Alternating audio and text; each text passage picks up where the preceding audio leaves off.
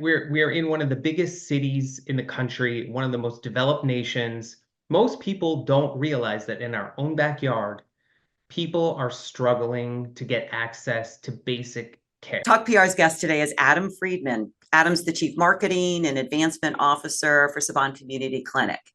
And one fun fact about Adam is he's raised more than $100 million in his advancement officer roles, not only with Saban, but with other organizations.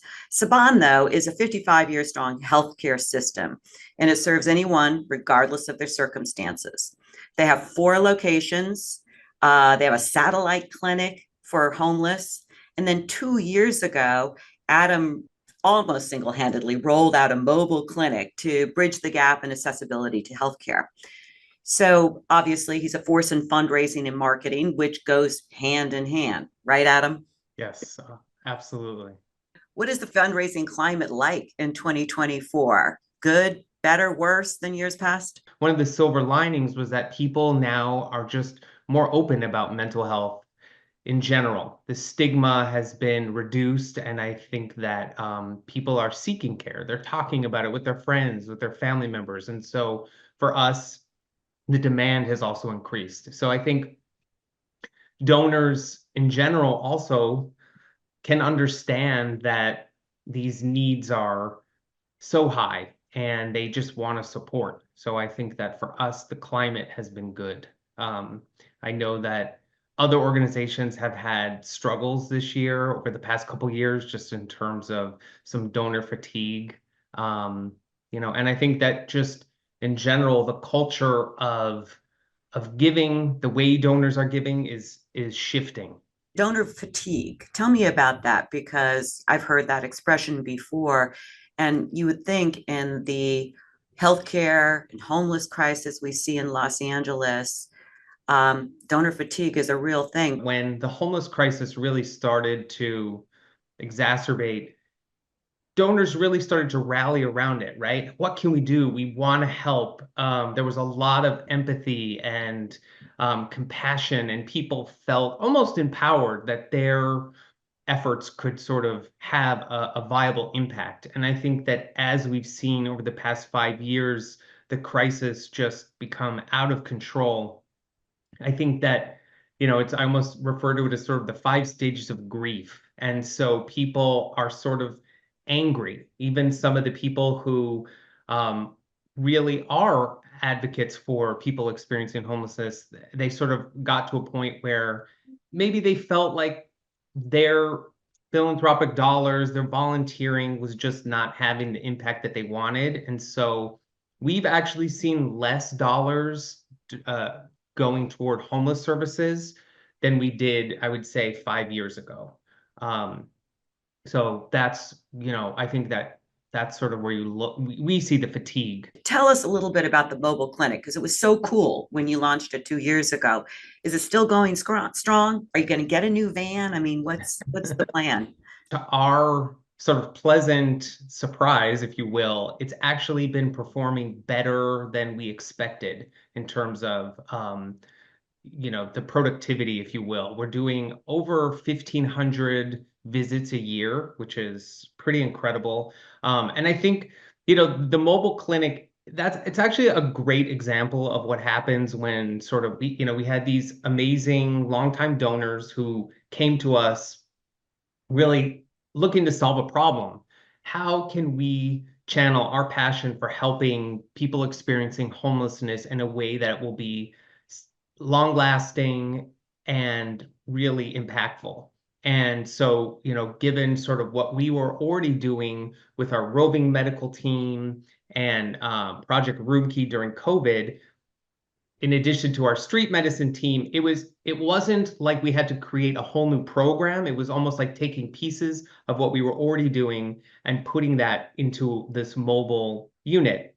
And so what we saw was that people who are living in transitional housing sites, they're already off the streets. They've already demonstrated that they're willing to take the next steps toward permanent housing. And so we felt that by going to, I think we're going to around 16 different transitional housing sites each week, that we can have a lasting impact in bringing healthcare to individuals as they wait for permanent housing. And so it's just been, it's been a real partnership. It's the transitional housing sites that are helping us make the appointments, get people into the care on the van, and it's, building relationships and trust, which is so important in healthcare. It takes about at least $300,000 a year just to run the van. And so I think this was a 5-year project. So we're hoping that in the next 2 years, we can extend this program for another 5 years. That's kind of our hope. Given the crisis of homelessness and what's going on, the topic that we just can't ignore is fentanyl. How do you deal with that? The addiction level that fentanyl is creating is like something we haven't seen before, and especially how quickly it's creating an addiction. There's fentanyl, we see a lot of meth on the streets. We also see, meth use increased across our patient population that struggles with addiction. Um, so, we don't have the expertise in sort of substance abuse treatment. A lot of what we do would be referrals to partners who could help patients who are willing to kind of take that step, right? I mean, I think that's the key word. You have to have somebody who's willing to go through the process, and it's a long process. Um, our street medicine teams are seeing, a lot of drug use in general. But at the same time, they are finding people that are willing and interested in the help. So we are currently looking for sort of a substance abuse specialist so that we can integrate more of that work into the care that we're doing. Given all of this crisis, and I know you look at life with a lens of hopefulness, it's very challenging, especially right now, to feel optimism. Um, is there a reason really to be optimistic? One of the things I like to focus on is what I can do and what we can do to feel good about ourselves, to take some of the chaos in the world that we can't control and sort of bring control to what we do every day. And so I like to focus it in that way in terms of healthcare in our own community. And it's something that anyone can make a difference in, whether it's, donating, volunteering, or just learning more about access to care. I mean, it's right. We're in one of the biggest cities in the country, one of the most developed nations.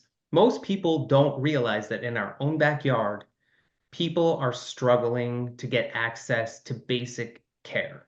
That people of color experience worse health outcomes. Poverty, is an indicator of poor health. This is going on in our own backyard. We have Angelinos who are, family of four living on $30,000 a year.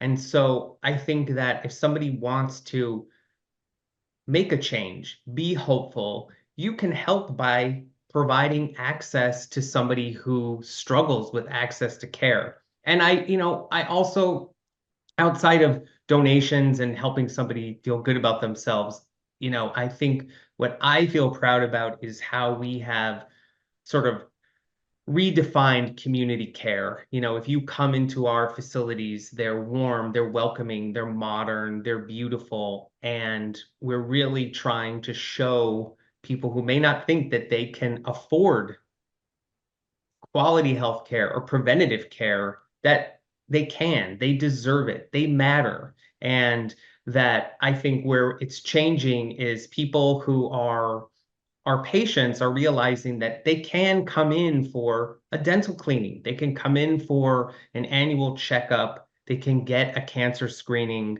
All of these things are accessible to them, that they don't have to wait until there's an emergency, right? And so I think that gives me hope, because as big as the need is in Los Angeles, and we are continuing to expand our work, I think that things are getting better. What are the plans for 2025? What's going to be the next thing? There's always something cooking at Saban.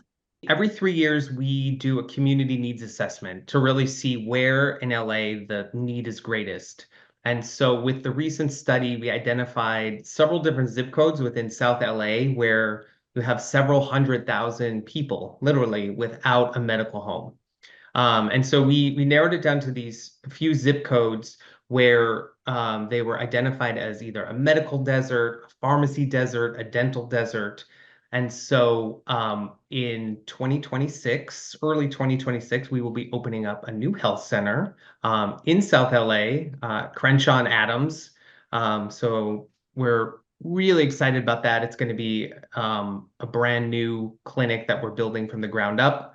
And then hopefully, if things go according to plan, we'll also be building a retail pharmacy across the street that also will house our some Happy Clinic exam rooms. That's our sort of alternative pain management program that we have in that area. So it'll be like a mini Saban campus at Crenshaw and Adams. This is a big fundraising time. It's the end of the year. Is this when, how, just from a business perspective, since, we're, a lot of us run businesses, Yeah. what is this, how much do you have to make? What percentage do you have to make at, it's because November and December are big fundraising times, right? For a nonprofit like yours? We really are fundraising all year round. For us, it's just we have to be doing it all year round, and we can't really wait for just 1 month. So we still do our push at the end of the year to help bring in those folks that want to do their charitable giving. We also have our gala, our big annual fundraising gala, which is in November. So between the gala and the end of the year push, it is a busy time for us. Do you have any big stars at the gala? You're going to have a musical guest or anybody? Yes. Yes. So Conan O'Brien is going to be the MC for the evening, which is or master of ceremonies, however you like to call it. Yeah, and we're going to have Steven Sanchez perform, who's amazing. If people aren't familiar with him, look him up. He's just an old soul with a beautiful voice. And yeah, we're honoring Casey Bloys, who's the CEO of HBO and Max, along with Hayden Meyer and David Eilenberg. So it's going to be an exciting Sounds evening. nice. Yes, very Lovely. fun.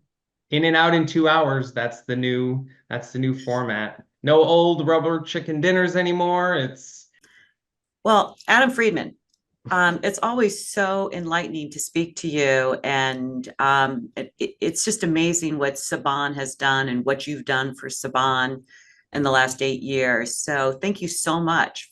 Oh my gosh. Well, thank you. It's been a pleasure to be here with you. I always appreciate your support and thinking of us.